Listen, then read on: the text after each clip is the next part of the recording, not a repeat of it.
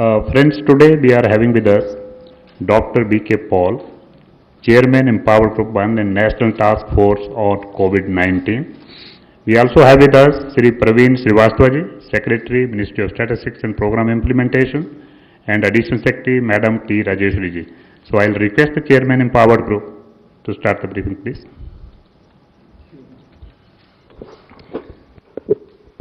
धन्यवाद। आज हम कोविड-19 की जो भारतवर्ष की फाइट है, लड़ाई है, जद्दोजहद है, उसका एक जायज़ा लेंगे और देखेंगे हम इस जर्नी में कहाँ तक पहुँचे हैं एज अ बिग पिक्चर, और आगे हम किस तरफ जाएंगे, इस लड़ाई को हम कैसे आगे लेके जाएंगे। आज एक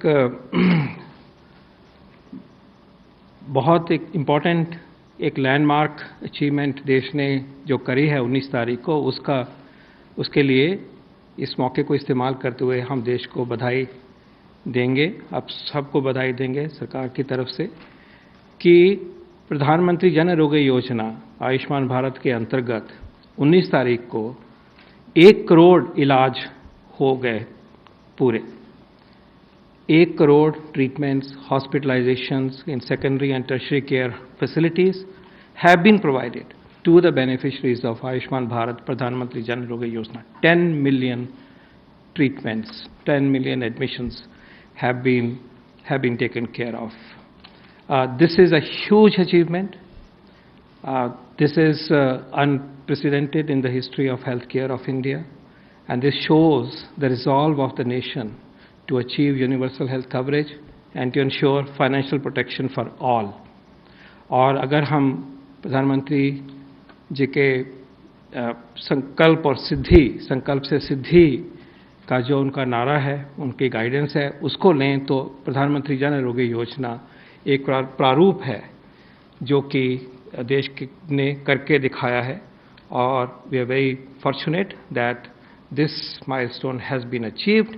It has helped in saving lives, preventing morbidity, and of course protecting the poor for their health-related expenses. This is an important milestone that we will celebrate today. Also, the other component of Ayushman Bharat, Health and Wellness Centers, that mission is also moving very effectively, very rapidly, and I'm pleased to say that 40,000 health and wellness centers have been commissioned till date, and more on that will be shared at some point. Thank you. Next one, please. आज हम इस एक महान एक फैसला जो हुआ public health के लिए भारत में, जो एक बहुत बड़ा फैसला लिया गया और देश ने उसको निभाया, लॉकडाउन का फैसला जिसके हम 4th फेज में हैं, उससे जो हमें गेन्स हुए हैं, हमें जो फ़ायदा मिला है पैंडेमिक को कंट्रोल करने का और अपनी तैयारी पूरी करने का, उसको हम आपके सामने संक्षिप्त में प्रस्तुत करेंगे। भारत ने ये फैसला सोच के लिया, माननीय प्रधानमंत्री जी ने इसको इस पॉइंट पे लिया जो अर्ली था, टाइमली था, बहुत हालात ख़राब होने से पहले लिया गया। बहुत सारे देशों ने ये फैसले लिए, लगभग सारे ही देशों ने लिए, एक तरह से ये कहा जा सकता है जब ये फैली है एपिडेमिक, लेकिन बहुतों ने लेट लिया, देर से लिया, और उसका अलग तरह का नुकसान उन्हें झेलना पड़ा। लेकिन हमारे देश ने ये फैसला टाइमली तरीके से लिया, एक कैलिब्रेटेड रिस्पांस की तरह लिया, और ये उस कड़ी में एक graded, proactive and preemptive measure था जो कि बहुत शुरुआत से इस पैंडेमिक से लड़ाई करने के लिए भारत ने अपना रास्ता चुना। It was not in isolation, it was part and parcel of our overall strategy, starting with travel restrictions, starting with emphasis on social distancing, starting with mobilizing the state governments, people at large. And then a big decision was taken that we will shut down for a finite period of time to make sure that the transmission chain of the virus is controlled and is hammered, is stopped to the extent possible, and we gain time to be able to respond better in coming weeks and months with much higher level of preparedness. This was the decision that has been implemented by the people of India very effectively. अपने आप में example माना जाता है सारे विश्व में, जिस तरह से इसको अपने देश ने, हम सब ने मिलकर निभाया है।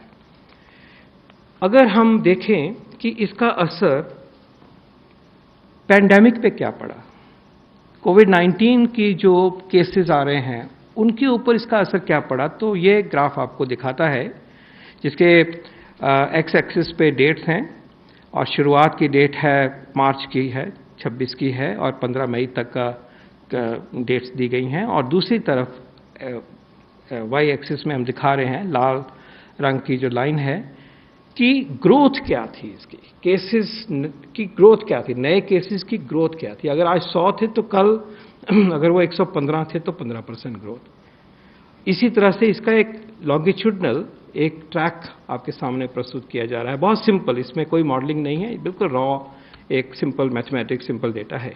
अगर आप देखते हैं कि लगभग 3 अप्रैल तक लॉकडाउन 25 से शुरू हुआ, 3 अप्रैल तक अभी भी केस आने की स्पीड थी वो बढ़ती जा रही थी, लेकिन उसके बाद अब ध्यान से, और वो स्पीड इतनी थी कि 22.6% एक्स्ट्रा केस अगले दिन नए केस हो रहे थे। जब किसी भी तेज चलती हुई गाड़ी को हमें रोकना है तो पहले उसकी स्पीड कम होगी, और ये गाड़ी जो चल रही थी वो स्पीड पे कांस्टेंट पे भी नहीं चल रही थी। अभी 40 किलोमीटर पे है तो कल 60 पे चल रही है, परसों 90 पे चल रही है, अगले 140 पे चल रही है, एक्सेलरेट हो रही थी, क्योंकि एक्सपोनेंशियल कर्व है। वायरस का बिहेवियर एक्सपोनेंशियल बिहेवियर है जो हम देखते हैं। तो उसको स्पीड को कम करने के लिए आप देखिए कि 4 अप्रैल के लगभग के बाद में स्पीड में क्लियर एक डिक्रीज आती है, और आप ये भी देखेंगे कि शुरुआत के 15-20 दिन तक इतनी स्टीप डिक्लाइन दिखाई दिया जा रहा है, उसके बाद ये सेटल हो रही है, सेटल हुई है, और हम 5.5 के लगभग जो ग्रोथ परसेंट है उसके ऊपर आ गए, जो कि मान लीजिए पहले 15 था या 18 था या 22 भी रहा था। तो ये दर्शाता है कि जो वायरस की बढ़ने का जो प्रोग्रेशन था उसको देश ने मिलकर रोका, और this is timed to the lockdown implementation as you can see. हाँ, ये बात सही है कि इसके बावजूद भी केसेस बढ़े, और जो लाइट ब्लू लाइन्स हैं दिखाती हैं कि केसेस बढ़ रहे हैं, लेकिन एक्सपोनेंशियल ग्रोथ में ये रहेगा। लेकिन आप ये सोचिए कि अगर वो स्पीड वही होती जो 15 और 22% वाली थी, तो ये नंबर कहाँ पहुंचा होता है। इससे पहले कई बार हमने डबलिंग टाइम की चर्चा करी है, ये उसी का ही दूसरा रूप है देखा जाए तो। डबलिंग टाइम जब हमने लॉकडाउन शुरू किया देश में तो 3.4 था, ये हम बार बार यहाँ आपके सामने प्रस्तुत कर चुके हैं, और आज हम हैं 13.3 पे हैं। स्लो है, वो डबलिंग जो 3-3.5 दिन में हो रही थी वो आज 13.5 दिन में हो रही है। वो इसी ग्रोथ का एक दूसरा तरफ से अगर देखें तो बात एक ही है। तो स्लो किया गया हम सब ने मिलके, देश ने मिलके, इसमें कोई डाउट नहीं है, और इसके क्लियर रिलेशनशिप है। देखिए 12 दिन लगते हैं एक कोई भी मेजर हम लेते हैं इस पैंडेमिक में, क्योंकि केसेस पहले इन्फेक्ट होते हैं, फिर बीमारी बढ़ती है, फिर वो फ्री होते हैं, सीरियस होते हैं, या डेथ होती है ओकेजनली, या ठीक होते हैं।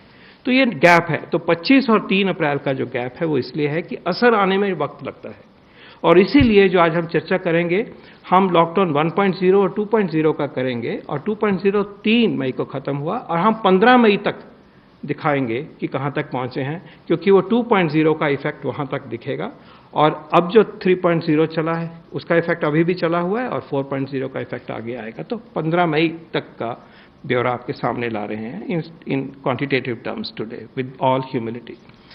आगे अगर इसी को हम सिंपली एक ब्रीफली कहें कि डेथ्स की कितनी स्पीड से बढ़ोतरी हो रही थी, तो वही जो मैथमेटिक्स है उसको आप देखिए कि डेथ की स्पीड यहाँ पे थी, और जैसे जैसे लॉकडाउन 5 अप्रैल का इफेक्ट आना शुरू हुआ, गिरना शुरू हुआ, और हम नीचे उसमें जाके सेटल हुए हैं। क्लियरली प्री लॉकडाउन सिचुएशन और पोस्ट लॉकडाउन सिचुएशन में बहुत बहुत अंतर है, ये दिखाई दे रहा है।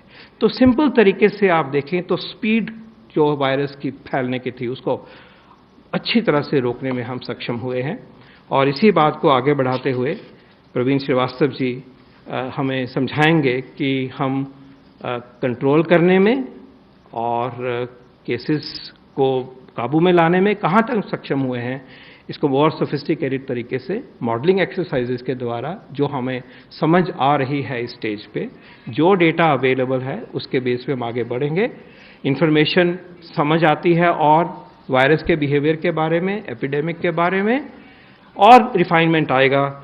लेकिन आज जो पिक्चर एक एनालिटिक बेसिस के ऊपर हम आपके सामने लाना चाहेंगे, मैं रिक्वेस्ट करूंगा प्रवीण श्रीवास्तव जी, आप सेक्रेटरी हैं ministry of statistics and programme implementation, आप प्लीज हमें आगे बताएं।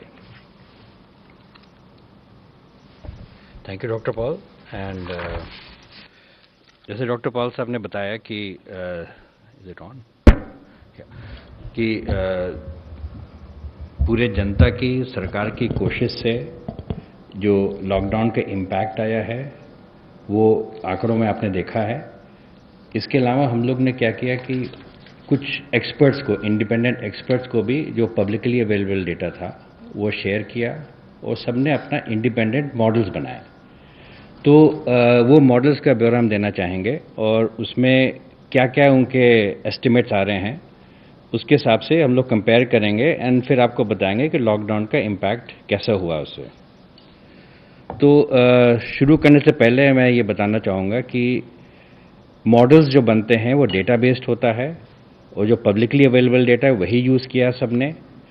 और मॉडल्स कई तरीके होते हैं, स्टोकेस्टिक होते हैं, डिटर्मिनिस्टिक होता है, प्रोबेबिलिस्टिक, रिप्रोडक्टिव, बहुत सारे होते हैं साइंटिफिक मॉडल्स।